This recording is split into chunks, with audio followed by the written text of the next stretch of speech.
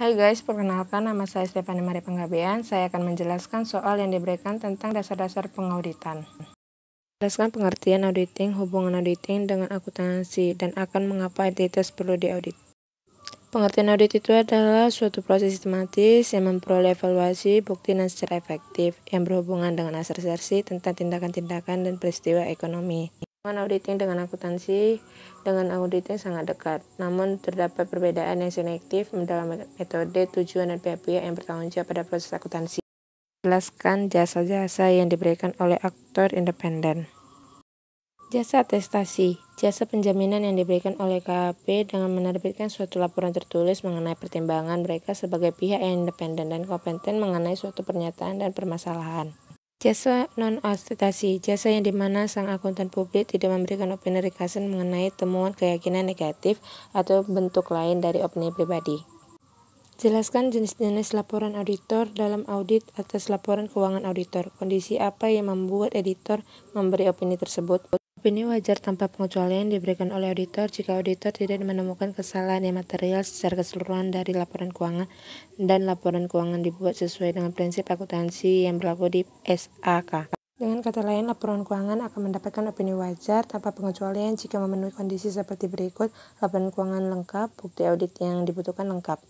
Ketika standar umum telah diikuti sepenuhnya dalam peringatan kerja laporan keuangan disajikan sesuai dengan prinsip akuntansi yang berlaku dan konsisten.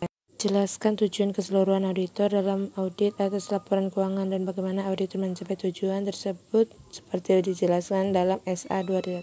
Tujuan keseluruhan yaitu memperoleh keyakinan memadai tentang apakah laporan keuangan secara keseluruhan bebas dari kesalahan penyajian material, baik yang disebabkan oleh kecurangan maupun kesalahan, dan oleh karena itu memungkinkan auditor untuk menyatakan suatu opini tentang apakah laporan keuangan disusun dalam semua hal yang material sesuai dengan suatu kerangka laporan keuangan yang berlaku. Melaporkan atas laporan keuangan dan mengkomunikasikannya sebagai ditentukan oleh SA berdasarkan temuan auditor. Bagaimana auditor mencapai tujuan tersebut seperti dijelaskan SA 200. Auditor harus memperoleh bukti audit yang mencangkupi guna mendukung semua asersi manajemen dan laporan keuangan. Adapun tahap dalam proses audit untuk memenuhi tujuan audit adalah sebagai berikut. Tahap-tahap dalam proses audit untuk memenuhi tujuan audit adalah sebagai berikut. Tahap-tahap dalam proses audit untuk memenuhi tujuan audit sebagai berikut. 1. Merancang pendekatan audit. 2. Mendapatkan pengetahuan atas bidang usaha klien. 3. Memahami struktur pengendalian internal klien dan menetapkan risiko pengendalian internal. 4. Pengujian pengendalian dan transaksi, melaksanakan prosedur analitis dan pengujian terinci atas saldo. Dalam SA 200 disebutkan bahwa auditor harus merencanakan dan melaksanakan audit dengan skeptisisme profesional dan menggunakan pertimbangan auditor. Jelaskan pertanyaan tersebut.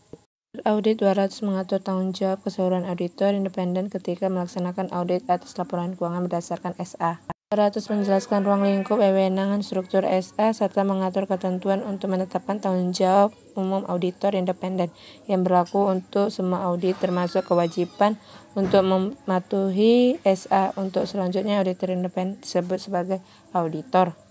SA mengharuskan auditor memelihara skeptisisme profesional selama perencanaan dan pelaksanaan audit, diantaranya mencangkup 1. Mengidentifikasi dan menilai risiko kesalahan menyajikan material baik yang disebabkan oleh kecurangan maupun kesalahan berdasarkan suatu pemahaman atas entitas dan lingkungannya yang termasuk pengendalian internal entitas. 2. Memperoleh bukti audit yang cukup dan tepat tentang apakah terdapat kesalahan penyajian material melalui perancangan dan penerapan respon yang tepat terhadap risiko yang dinilai. 3. Merumuskan suatu opini atas laporan keuangan berdasarkan kesimpulan yang ditarik dari bukti audit yang diperoleh. Jelaskan tentang tanggung jawab manajemen menurut SA 200 dalam pengauditan atas laporan keuangan. Tanggung jawab untuk mengadopsi kebijakan akuntansi yang tepat, menerapkan pengendalian internal yang memadai, membuat penyajian yang wajar dalam laporan keuangan adalah tanggung jawab manajemen, bukan tanggung jawab auditor. Menurut SA 200 menyatakan bahwa suatu audit berdasarkan SA dilaksanakan dengan premis bahwa manajemen dan jika lelah pihak yang satu bertanggung jawab atas tata kelola mengakui dan memahami bahwa mereka memiliki tanggung jawab. Jelaskan tentang independensi auditor sesuai dengan aturan etika akuntan publik yang berpraktik melayani publik. Anggota yang berpraktik melayani publik disyaratkan oleh standar independensi harus independen ketika melakukan peringkatan audit, pemerikatan review, atau peringkatan asuransi lainnya. Independensi berkaitan dengan prinsip dasar objektivitas dan integritas. Hal ini terdiri atas A. Independensi dalam pemikiran, sikap mental yang pemikiran yang memungkinkan untuk menyatakan suatu kesimpulan dengan tidak berpengaruh oleh tekanan yang dapat menkompromikan pertimbangan profesional, sehingga memungkinkan individu bertindak secara berintegritas serta menerapkan objektivitas dan skeptisisme profesional. B. Independensi dengan penampilan penghindaran fakta dan keadaan yang sangat signifikan, sehingga pihak ketiga yang rasional yang memiliki informasi yang memadai besar kemungkinan akan menyimpulkan bahwa integritas, objektivitas, atau skeptisisme profesional dari kantor atau anggota tim audit atau tim asuransi telah dipromosikan. Manfaat melakukan perencanaan audit dan tahapan dalam merencanakan audit. Adapun manfaat yang diperoleh auditor dari perencanaan audit yang dilakukan dengan matang dan memadai, antara lain yaitu auditor mampu menemukan dan memperoleh bukti-bukti yang berkompeten sesuai dengan tingkat materialitas serta mampu meminimalisir risiko untuk tiap-tiap pos laporan keuangan. Kemudian bukti kompeten tersebut digunakan auditor untuk mendukung opini yang dikeluarkannya. Di samping itu, perencanaan audit yang matang dan memadai dalam membantu auditor untuk menentukan prosedur audit dalam pelaksanaan pengujian audit, sehingga waktu pelaksanaan dan biaya audit yang sebelumnya sudah diestimasikan dengan baik karena auditor mempunyai perencanaan audit yang harus dicapai. Tahap dalam merencanakan audit. 1. Menerima klien dan membuat rencana awal audit. 2. Memperoleh pemahaman tentang bisnis dan bidang klien. 3. Menilai risiko bisnis klien. 4. Melaksanakan prosedur analitis pendahuluan. 5. Menetapkan materialitas dan nilai risiko audit yang dapat diterima dan risiko iharan. 6. Memahami pengendalian internal dan menilai risiko pengendalian.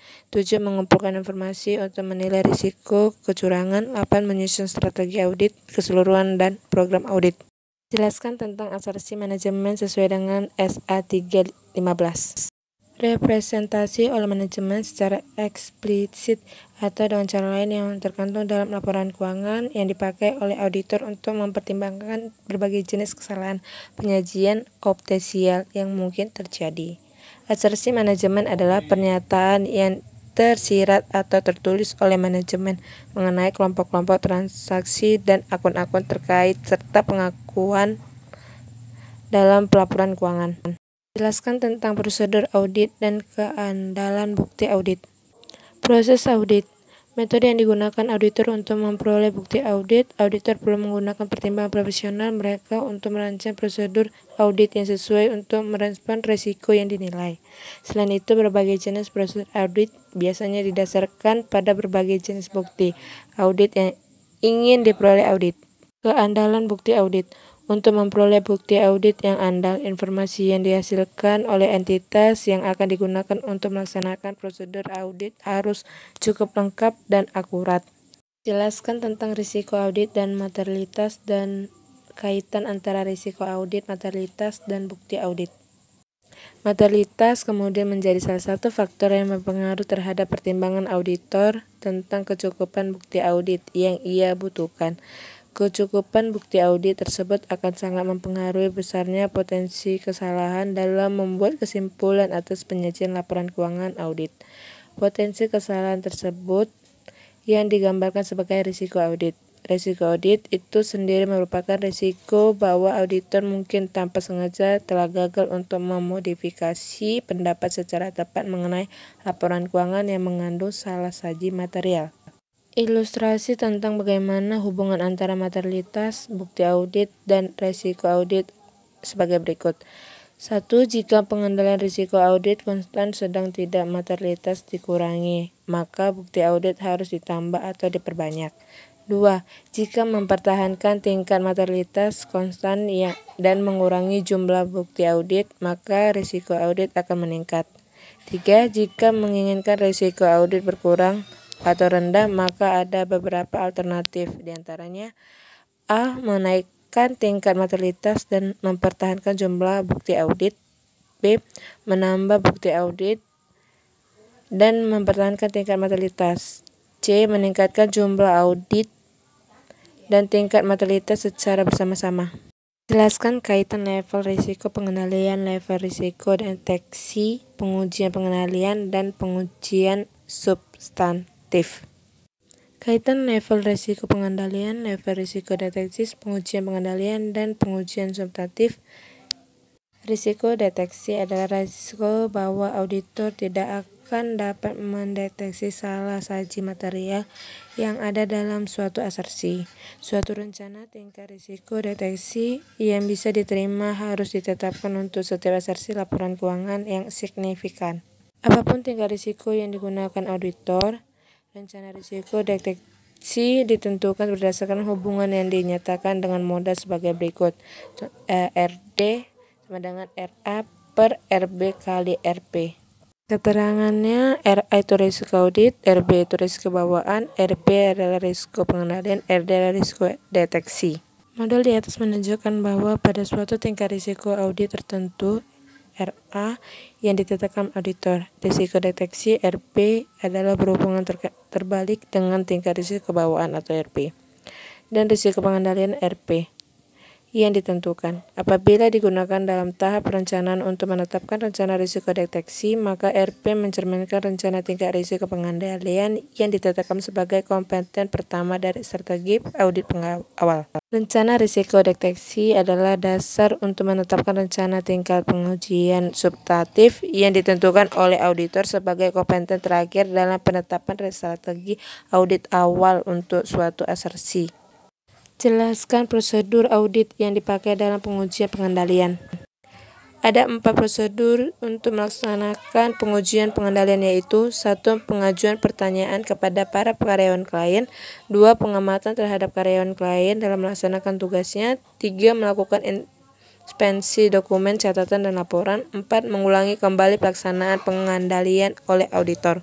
Dengan pengujian pengendalian yang dilakukan pada audit, persediaan atau sediaan mampu membantu auditor untuk membuat suatu pertimbangan mengenai risiko salah saji yang material dalam asersi laporan keuangan. Pengujian pengendalian yang dilakukan oleh auditor juga diharapkan mampu mengungkapkan dan mencegah kesalahan-kesalahan yang disengaja maupun tidak disengaja dilakukan oleh seseorang. Hasil tersebut dapat digunakan sebagai diskusi dengan auditor lainnya. Sekian penjelasan yang saya sampaikan. Terima kasih.